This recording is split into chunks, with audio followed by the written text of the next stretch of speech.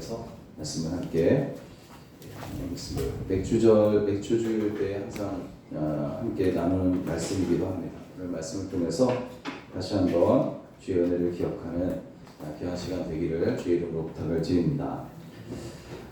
맥주절은 이스라엘 백성이 가나안 땅에 들어가서 농사를 짓고 첫 열매를 거둔 것을 가지고 하나님께 드리면서 시작된 그런 절기입니다.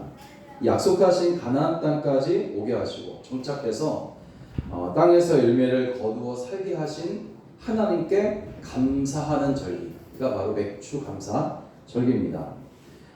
그리고 맥주라는 말은 또 이제 이 보리이기 때문에 그 시기에 이제 첫 열매를 거두는 그 시기가 보리를 거두는 시기였기 때문에 이제 이 맥주라는 이름을 그렇게 우리가 짓게 됩니다.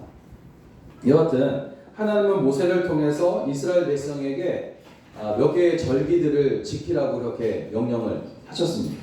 그런데 그 절기는 원하는 사람만 지키는 것이 아니라 하나님의 백성이라면, 믿는 사람이라면 모두 다 같은 마음을 가지고 지켜야 된다라고 그렇게 말씀을 하셨습니다. 또 역사적으로 보면 이스라엘이 절기를 잘 지킬 때에는 하나님께서 복을 주셨는데 지키지 않고 또 그렇게 되면 하나님께 심판을 받고 진노하시는 그런 일들을 이스라엘 백성들이 겪게 됩니다. 그래서 하나님의 백성들은 절기를 아주 중요하게 지킨 것이 생각하고 지킨 겁니다. 이런 절기 중에 하나가 오늘 맥주 감사 절기이고 절기이고 이 맥주절을 지키라고 하신 말씀에는 몇 가지 이유가 있는데 첫 번째 이유는 뭐냐면 베푸신 은혜를 기억하라는 것이에요. 이 절기를 왜 지키냐? 너희가 지금 내가 너희에게 베푼 그 은혜들을 너희가 잊지 말고 기억해야 된다라는 것이에요. 과거에 베푸신 은혜들을 기억하라. 본문을 기록한 에스겔 선지자는 예루살렘 성전이 무너지고 또 바벨론의 포로로 끌려가는 시기에 활동했던 선지자였어요. 그러니까 그 당시 얼마나 이스라엘 백성들이 비참하고 처참했냐 이거죠. 그때 이제 활동했던 선지자가 바로 에스겔 선지자인데 이 에스겔 선지자는 그때 두 가지를 이스라엘 백성들에게 선포를 합니다. 외칩니다. 하나는 뭐냐면 우리가 하나님 앞에서 죄를 지었기 때문에 하나님께서 우리를 심판하시는 것이다. 이렇게 이제 외쳤고 또 하나는 뭐냐면 그럼에도 불구하고 하나님께서 우리를 다시금 예루살렘으로 돌아오게 해서 성전에서 절기를 지키고 예배를 드리게 할 것이다 하는 회복 약속의 말씀, 이 두 가지를 에스겔 선지자가 이제 선포를 하게 되는 거죠. 그 중에 오늘 본문은 바벨론 포로로 끌려간 이스라엘 백성들이 다시 예루살렘 성전으로 돌아와서 이제 절기를 지키게 될 것이다 라는 그런 회복의 말씀입니다. 특히 본문에서는 절기에 왕과 백성이 이제 제사를 드리기 위해서 예루살렘 성전에 들어오고 나갈 때에 어떻게 해야 되는가에 대한 말씀을 전하는 그런 내용으로 되어 있어요. 설명하는 내용인데 오늘 본문 11절을 보니까 절기를 지키려고 성전에 올 때는 빈손으로 오지 말고 수송아지 하나에 밀가루 한 에바와 기름을 가지고 와서 하나님께 소제로 드리라 이렇게 말씀하고 있어요. 이 소제는 제사의 여러 가지 방식들 중에 하나인데 이 소제는 특별히 감사로 드리는 제사가 바로 소제입니다. 베푸신 은혜를 생각하며 예물을 가져오고 또 제사를 드리면서 하나님의 은혜를 기억하며 감사하라는 그런 말씀입니다.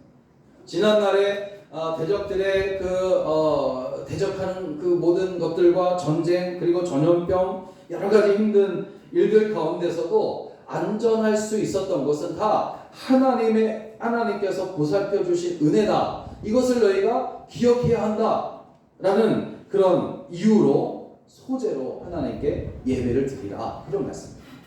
신명기 16장 12절을 보면 하나님께서 모세를 통해서 처음 이제 맥주절을 지키라고 하실 때 이렇게 말씀하십니다. 너는 애굽에서 종 되었던 것을 기억하고 이 규례를 지켜 행할지니라.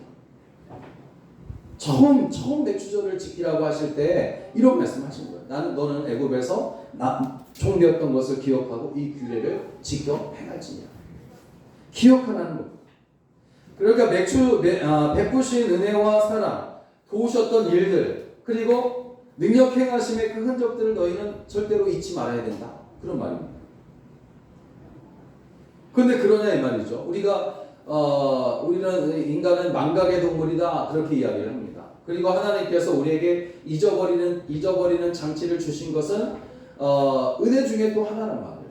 왜냐하면 여러분 우리의 인생에 마이너스가 되는 것은 우리가 좀 잊어버려야 되는데 그것까지 다 기억하고 있으면 어떻게 되겠습니까? 삶이 고통스럽단 말이에요. 힘든 겁니다. 우리가 사용하는 핸드폰을 이렇게 보면 통화 기능만 있는 게 아니잖아요. 프로그램이나 앱이나 이런 것들이 이제 막 깔아놓고서 사용을 하는데 이 핸드폰이 어느 날에는 느려지거나 또 이제 작동이 잘 되지 않는 그런 경우가 있단 말이에요. 쓸데없는 것들이 저장되거나 바이러스가 핸드폰에 침투해서 그런 겁니다. 그래서 그것들을 정기적으로 지워버려야만 다시 핸드폰을 그냥 이렇게 잘 사용할 수가 있는 거예요. 사람도 마찬가지입니다.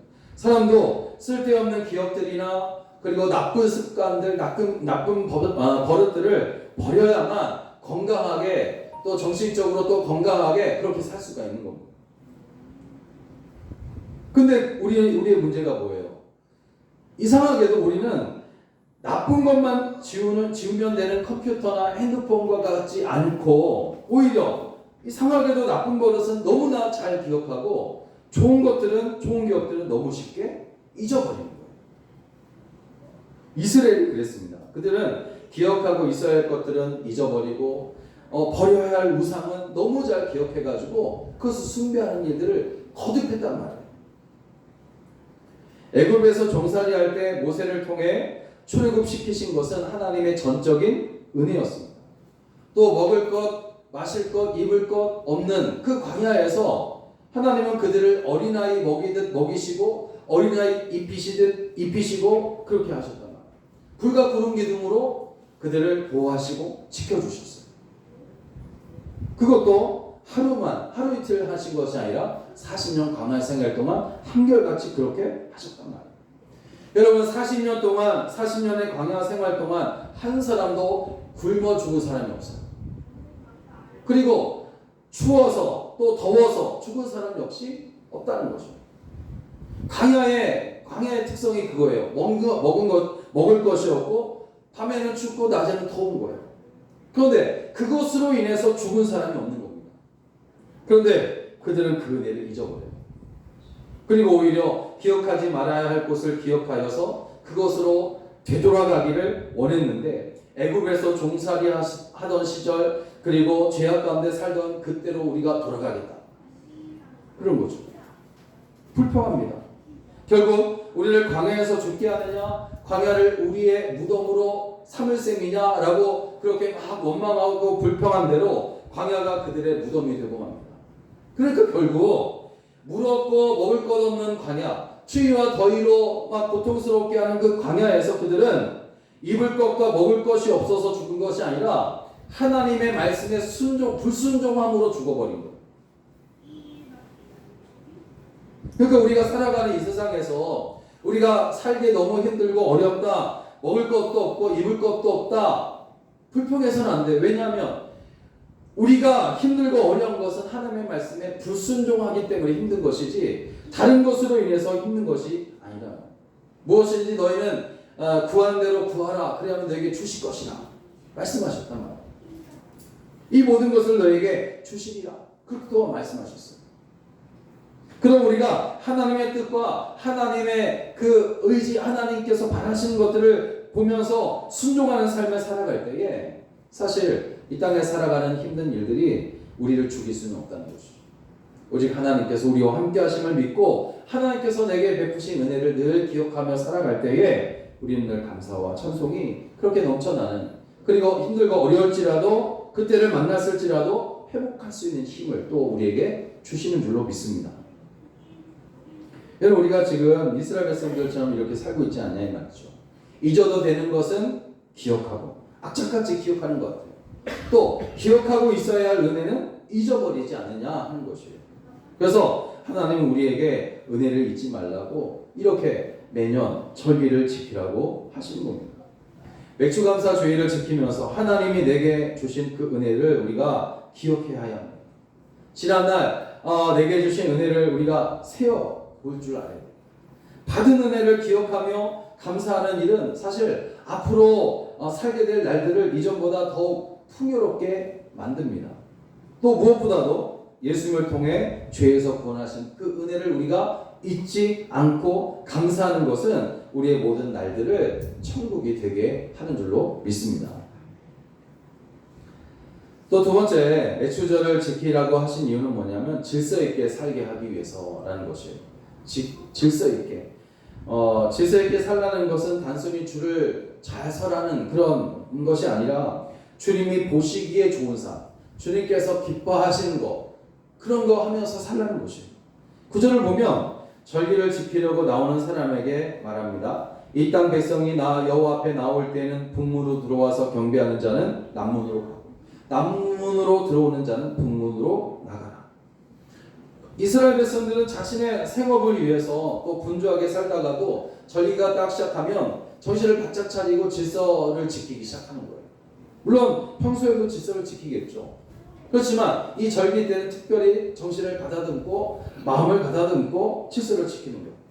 그래서 이때가 되면 그동안 지저분하게 널려 있었던 것들이 정리가 정돈이 되고 또 사람도 동물도 땅도 그리고 제사도 의식도 모두 동일하게 질서정연하게 절기를 지키면서 하나님께 나아가는 거예요. 정결한 모습으로 깨끗한 모습으로 하나님 앞에 나아가서 예배를 드리는 겁니다. 하나님이 질서를 좋아하시기 때문에 하나님께서 만드신 세계를 보면 그렇잖아요. 꽃이 필 때가 있고 지는 때가 있고 계절은 때마다 적당하게 바뀝니다. 비가 오고 눈도 내리고 바람도 불고 하나님께서 정한 질서를 따라 움직이고 있다는 거죠. 고린도전서 14장 33절을 보면 사도 바울이 고린도 교회를 향해서 뭐라고 말해요? 그 당시 고린도 교회는 굉장히 시끄러웠던 교회예요. 문제가 많았던 교회였습니다. 그런 교회를 향해서 사도 바울이 이렇게 말해요. 하나님은 어지러움의 하나님이 아니요 오직 화평의 하나님이시다. 이렇게 말씀하세요. 천합니다. 그런데 이렇게 한 이유가 있었습니다. 그 당시 이 고린도 교회 그 성도들은 신앙생활을 하면서 질서를 지키지 않는 거예요. 성도들이 같은 장소, 같은 시간에서 같은 시간에 같이 예배드리고 기도할 때에 어떤 사람 혼자 큰 소리로 방언을 해서 다른 사람의 기도를 방해하고 예배를 방해하는 일들이 번번이 일어나는 거예요. 피해를 줍니다. 그리고 교회 안에서 계급 그리고 서열을 이렇게 이제 나누어서 교만해진 거예요. 교만함이 그 교회 안에 들어오게 되고 인간관계에 있어서도 서로를 미워하고 갈등하고 막 고소하는 일들이 벌어지고 막 혼란스러운 겁니다. 그때에 사도 바울이 고린도 교회에게 편지를 쓰면서 말하기를 너희가 질서를 지키라.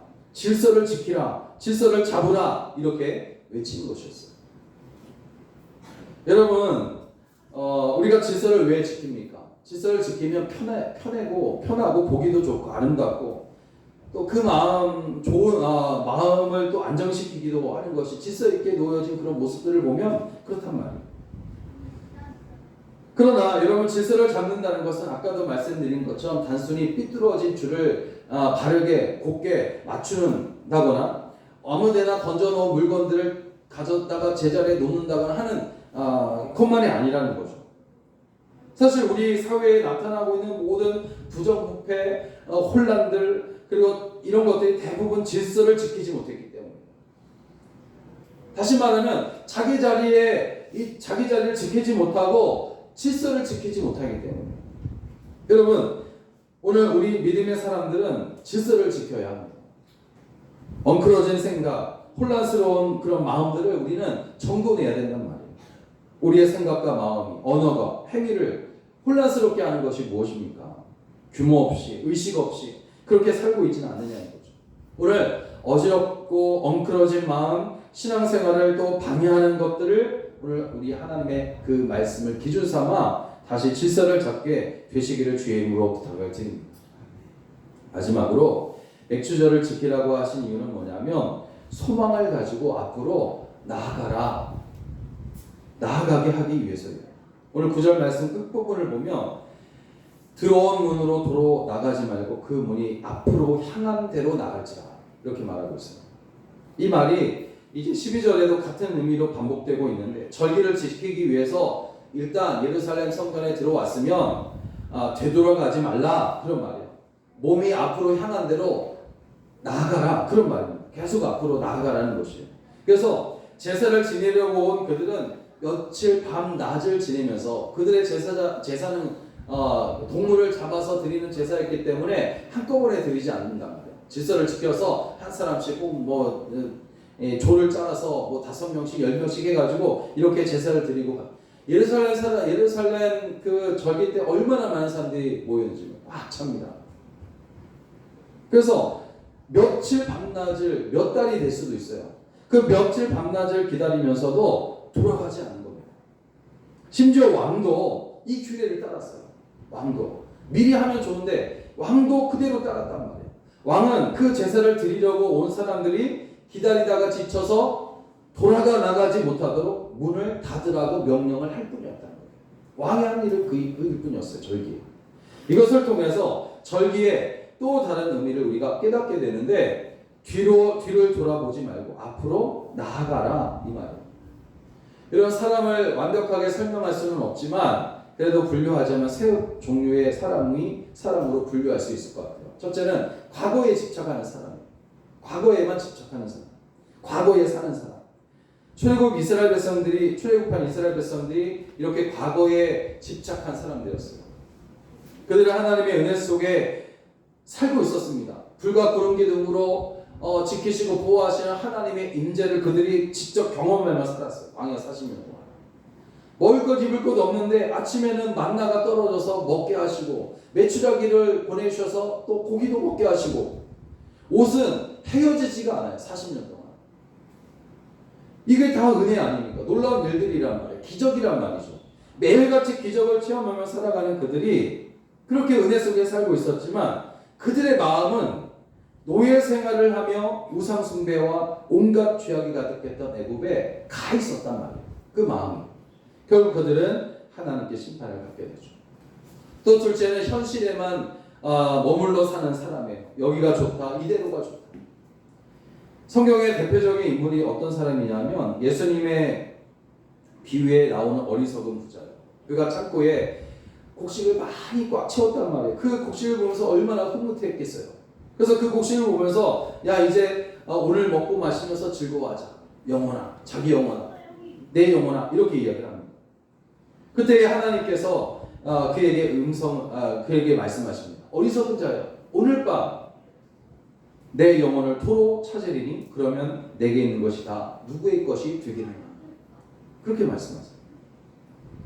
또 마지막 세 번째는 주님이 보여주신 소망 가지고 살아가는 사람이에요. 이런 사람은 과거와 현재와 미래를 다 볼 줄 아는 사람이에요. 과거를 기억하지만 그 과거에는 집착하지 않습니다. 과거를 발판 삼아 현실을 살아가는 거예요. 또 현실을 수용하면서도 인정하면서도 그것을 또 감사하는 사람이에요. 그리고 그러나 현실에만 머물러 있지는 않습니다. 사도 바울의 고백을 들어보면 그가 미래를 준비하는 사람이었다는 것을 알 수 있어요. 소망을 가지고 현재 하나님의 뜻을 향하여 살아가는 사람이 바로 사도 바울이었고 또 과거의 자기의 잘못 그 죄악된 그 삶 속에서 구원해내신 하나님의 은혜를 늘 기억하며 살았던 사람이 사도 바울. 사도 바울이 빌립보서 3장에서 형제들아 나는 아직 내가 잡은 줄로 여기지 아니하고 오직 한 일 즉 뒤에 있는 것을 잊어버리고 앞에 있는 것을 잡으려고 표대를 향하여 그리스도 예수 안에서 하나님이 위에서 부르신 부름의 상을 위하여 쫓아가노라. 바울이 끝까지 주님의 일을 감당할 수 있도록 했던 신앙 고백이었어요. 이런 신앙과 삶의 자세가 있었기에 그는 하나님께 인정받을 수 있었고 또 사람들에게도 존경을 받음으로 인해서 통해서 그의 인생에 값진 삶의 흔적을 남길 수가 있었던 것입니다. 오늘 우리 교회와 성도들은 뒤로 물러가 침륜에 빠져서는 안 돼요. 하나님께서 보여주시는 소망과 함께 계속해서 앞으로 나아가야 하겠습니다. 은혜를 우리가 날마다 기억하며 그 은혜를 기억하는 것이 참 중요하지만 또 거기에만 머물러 있으면 안 되는 거예요. 질서를 따르는 것이 또 중요합니다. 그렇지만 다짐만 해서는 안 돼요. 정말 필요한 것은 앞으로 계속 나아가겠다 하는 것이에요. 실천하고 실행에 옮겨야겠다는 고백이 우리에게 있어야 하는 겁니다. 하나님은 우리가 예수님의 장성한 분량에 이르기까지 계속 자라나기를 원하시는 거예요.